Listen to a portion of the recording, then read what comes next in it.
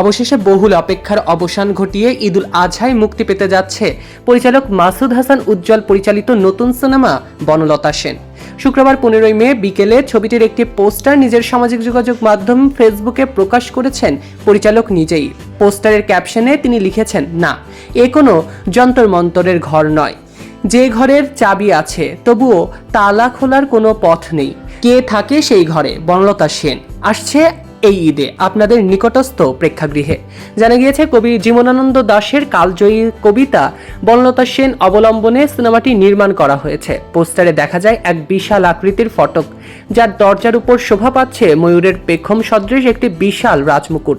দরজার বড় একটি চাবির ছিদ্রে এক ব্যক্তিকে উকি দিতে দেখা গিয়েছে। সিনেমার অন্যতম কেন্দ্রীয় চরিত্রে অভিনয় করতে দেখা যাবে মাসুমা রহমান নাবিলা এবং খায়রুল বাশারকে।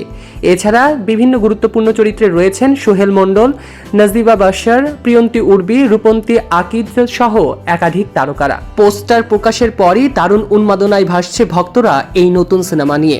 এখন টিজার এবং ট্রেলার প্রকাশের পর আরও কতটা উন্মাদনা বাড়াতে পারে সেটিই দেখার বিষয়।